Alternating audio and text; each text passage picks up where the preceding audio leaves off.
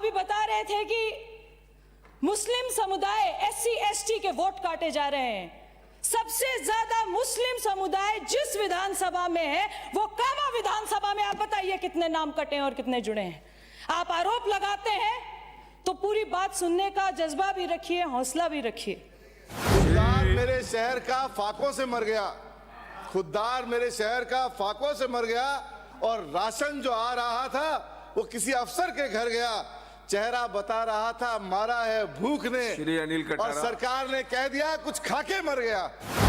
लगता है दौलत नहीं है सभापति महोदय, लगता है दौलत नहीं है। अब अपनी रूह के छालों का हिसाब करूं।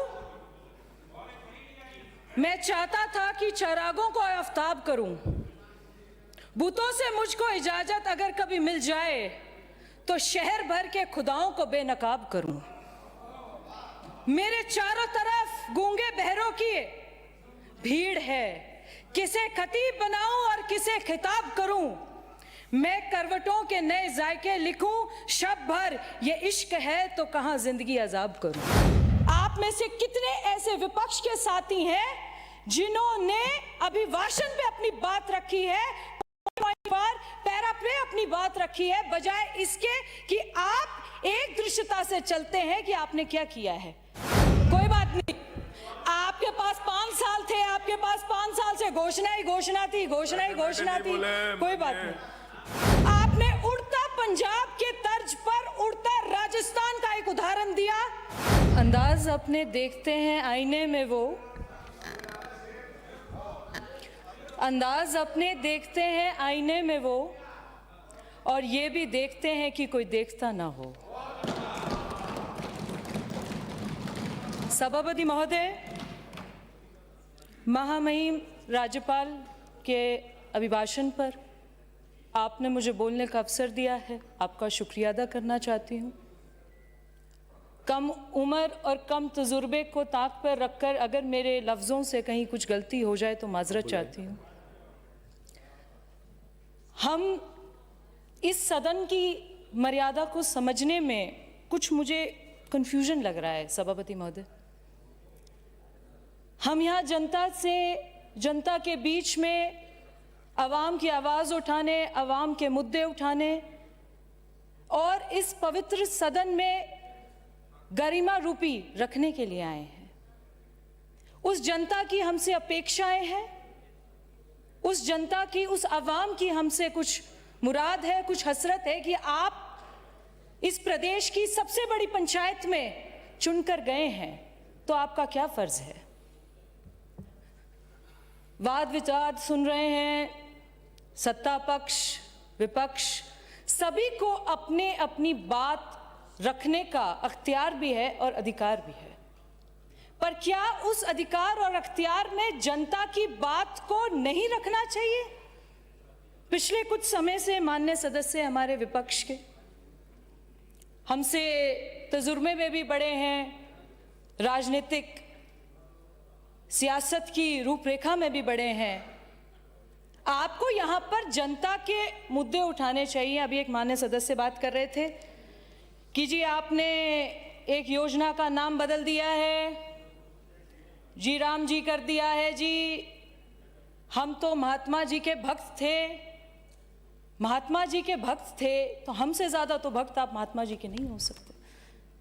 आपको इस बात की दिक्कत है कि एम्प्लॉयमेंट डेज को 100 से 125 कर दिया है, कि इस बात की दिक्कत है कि जो मैनुअल लेबर था उसकी फीजिबिलिटी और ड्यूरेबिलिटी बढ़ा दी है, कि इस बात की दिक्कत है कि उसमें राम जी का नाम आता है। आप ये मत भूलिए, इस देश के कण कण में, रोम रोम में, रग रग में श्री राम बसते हैं। आप इस बात को नहीं स्वीकार कर पा रहे, पर पूरा जनता, पूरी देश की जनता मान चुकी है कि आपका श्री राम में किसी प्रकार की कोई आस्था नहीं है।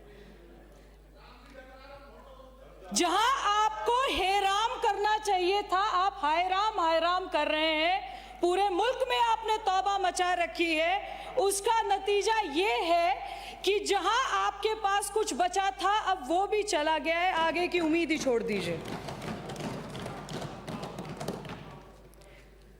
सभापति महोदय, मैं महाराजा सूरजमल की वीरता को नमन करती हूं, शहीद हसन खां मेवाती को सलाम करती हूं, बाबा अंबेडकर साहब के संविधान को याद करती हूं, श्री कृष्ण की क्रीड़ा स्थली से आते हुए नमन करती हूं, रविदास महाराज के लफ्जों को याद करते हुए यहां एक बात बताना चाहती हूं। पिछले 5 दशक से 50 साल से दलित समाज, अनुसूचित जाति, मुस्लिम समुदाय आपका सबसे बड़ा वोट बैंक रहा है, जिसका नतीजा ये रहा कि आपने उन्हें पिछले 55 सालों के राज और सियासत में गरीबी रेखा से नीचे लाके छोड़ दिया।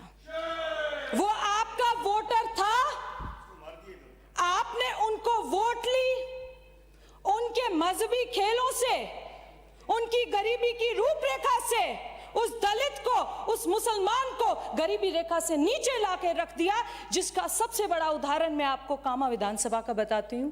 मैं कामा विधानसभा से आती हूं। पूरे प्रदेश में सबसे ज्यादा अल्पसंख्यक अगर जाति कहीं रहती है तो वो कामा विधानसभा में है। आप उसका लिटरेसी रेट देखिए 52%, आप उसमें रोजगार देखिए नील। जिस विधानसभा में पिछले 70 सालों में एक बस स्टैंड नहीं बना, उस विधानसभा में आपने 50 साल राज किया है। मैं माननीय मुख्यमंत्री जी का इस सदन के माध्यम से बहुत बहुत धन्यवाद देना चाहती हूं, जिन्होंने सबसे पहले यह सोचा कि यातायात, अगर आपके पास एक विधानसभा में बस स्टैंड नहीं है तो आप किस बात पे कारीगर करेंगे। सबसे पहले वहां एक बस स्टैंड का निर्माण करने का सोचा। आप इतने सालों से वोट ले रहे हैं, लीजिए। आप उनको गुमराह कर रहे हैं, गुमराह कीजिए। आप किसी तरीके से संविधान को मानते नहीं है, मत मानिए, पर आप कम से कम, आपको तकलीफ किस बात की? आपको तकलीफ इस बात की है कि इस प्रदेश का मुख्यमंत्री दिन रात किसान, महिला, दलित, अनुसूचित जाति सबके साथ तत्पर खड़ा है।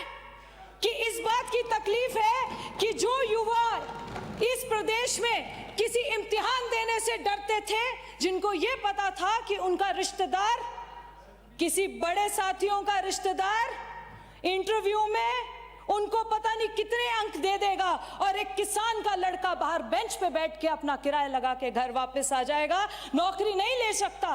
उसी प्रदेश में 1 लाख युवाओं को नौकरी दी गई है, रोजगार दिया गया है। क्या आपको उस बात से परेशानी है? अभी आप SIR की बात कर रहे थे कि जो इस देश का नागरिक नहीं है, जो घुसपैठिया है, जो इस देश में चोरी से रह रहा है, उसका इस देश में वोट डालने का अधिकार नहीं है। और ये एक बात गणित रूप से कही गई है, इलेक्शन कमीशन के गाइडलाइंस हैं। आप अभी बता रहे थे कि मुस्लिम समुदाय, SC ST के वोट काटे जा रहे हैं। सबसे ज्यादा मुस्लिम समुदाय जिस विधानसभा में है वो कामा विधानसभा में। आप बताइए कितने नाम कटे हैं और कितने जुड़े हैं। आप आरोप लगाते हैं तो पूरी बात सुनने का जज्बा भी रखिए, हौसला भी रखिए।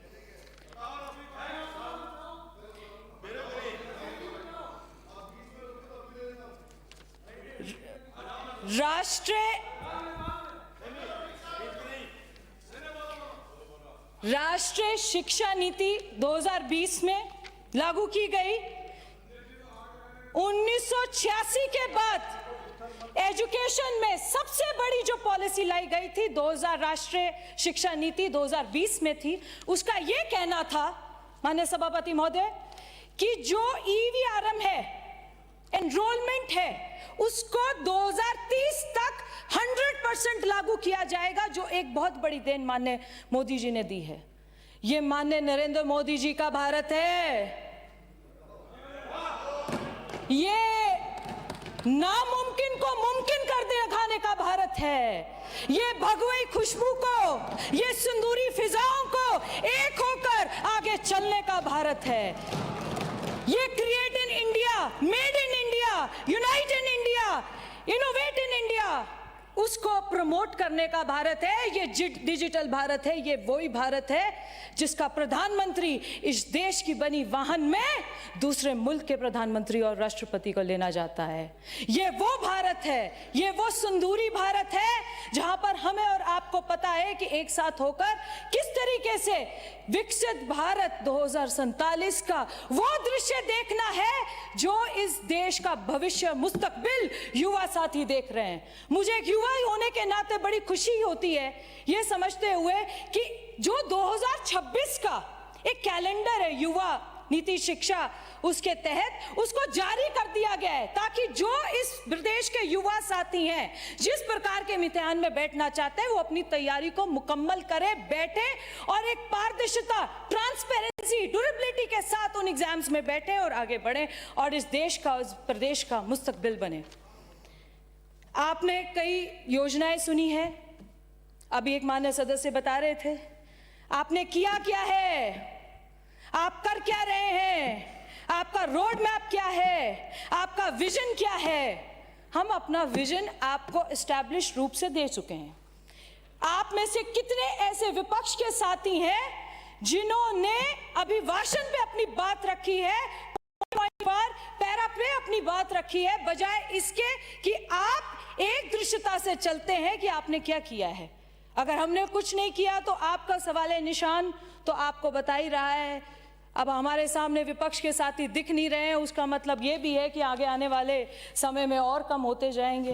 इनका दृश्य ये दृष्टिहीन होते जाएंगे, दृश्य से देखते जाएंगे। इस बात का मैं आपको करना चाहती हूँ।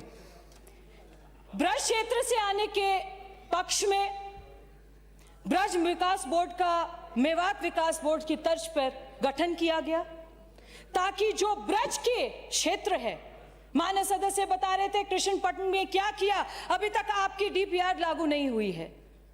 आपको एक बार फैक्ट्स में जाना चाहिए। हमारे माननीय हैं, हमारे सीनियर लीडर हैं कि उसका डीपीआर भी बन चुकी है, उसको इस सेशन में लिया भी जा रहा है, उस पर काम चल रहा है। कोई बात नहीं, आपके पास 5 साल थे, आपके पास 5 साल से घोषणा ही घोषणा थी, घोषणा ही घोषणा थी। कोई बात नहीं, बीच में नहीं बोले कोई भी। सबसे बड़े मुद्दे आपने उड़ता पंजाब के तर्ज पर उड़ता राजस्थान का एक उदाहरण दिया जहां युवाओं को नशे के उसमें डाल दिया। ये सरकार, माननीय मुख्यमंत्री जी का विजन है कि एक एक नशे पर कंट्रोल करने का सोचा गया है। साइबर फ्रॉड, मैं आपके सामने कुछ यहां पर केसेस रखना चाहती हूं। 2024 में 42,000 साइबर फ्रॉड के लोकेशंस देखे गए। 2024 में 42,000, जो घटकर 2025 में 12,000 लोकेशंस पे आ गए हैं, जिसमें 332 एफआईआर दर्ज की गई है और 2,235 लोगों को साइबर फ्रॉड में गिरफ्तार किया गया है।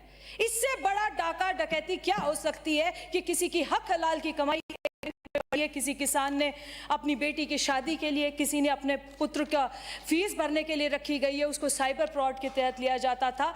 और मैं आपको बता दूं, इसको तर्ज करना चाहूंगी कि कामा विधानसभा में पूरा जमताड़ा इस देश का माना जाता है उसे, और कांग्रेस के टाइम पर साइबर फ्रॉड करने वालों को पूरी शह दी जाती थी, उन पे कोई कार्रवाई नहीं की जाती थी। ये 2235 गिरफ्तारियां इस बात का सबूत देती है कि जब इस सरकार ने सोच लिया तो साइबर फ्रॉड पर पूरी शिकंजा डाला है।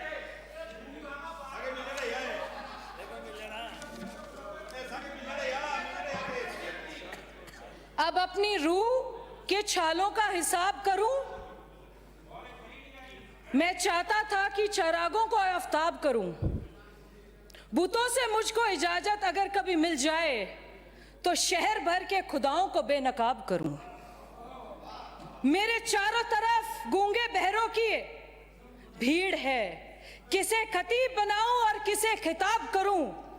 मैं करवटों के नए जायके लिखूं, शब भर ये इश्क है तो कहां जिंदगी अजाब करूं।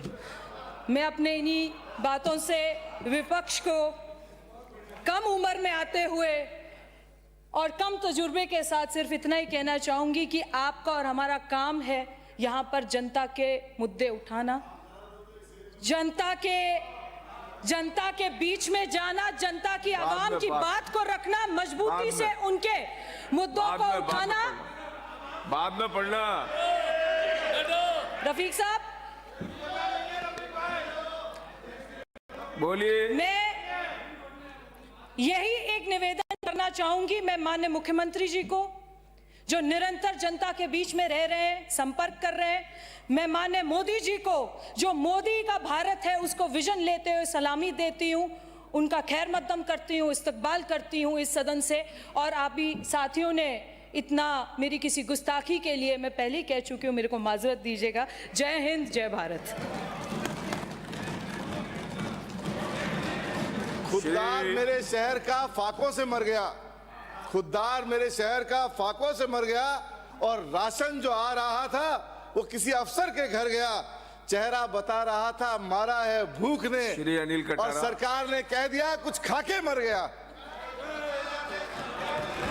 नजराना देखिए कलियों के फूल होने का, नजराना देखिए कलियों के फूल होने का, यही वक्त है दुआओं के कबूल होने का।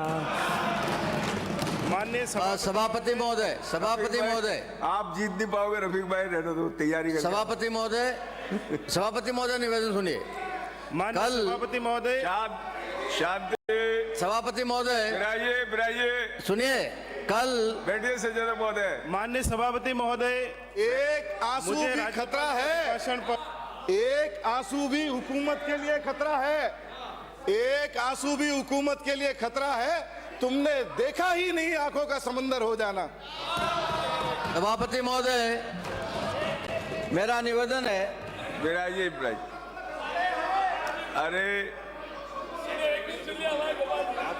अरे सचेतक महोदय अपनी बात रख रहे हैं। मैं एक बात रिकॉर्ड पे लाना चाह रहा हूँ। कल हमारे एक माननीय सदस्य बोल रहे थे और उन्होंने कुछ कविता की कुछ पंक्तियां बोली। उधर से नेता, उपनेता प्रतिपक्ष ने कहा कि कवि सम्मेलन हो रहा है क्या। और जब भी मैं देखता हूँ, ये पिछले 2 साल से देख रहा हूँ, जब भी कभी इधर से कोई माननीय सदस्य कोई शेर बोल दे, रफीक साहब तुरंत खड़े हो जाते हैं। मुशायरा हो रहा है क्या? मुशायरा समझ रखा है क्या आपने इसको? हर बार शेर का जवाब शेर से देना जरूरी नहीं है। शायरी का सदन नहीं है। आपसे ज्यादा शेर मुझे, श्री अनिल कटारा, लेकिन ये तरीका ठीक नहीं है। बात रखें। लगता है दौलत नहीं है। सभापति महोदय, लगता है दौलत नहीं है। सर मेरा 1 मिनट तो कम से कम इसी मामले में चला गया। टाइम चला गया। माननीय सभापति महोदय,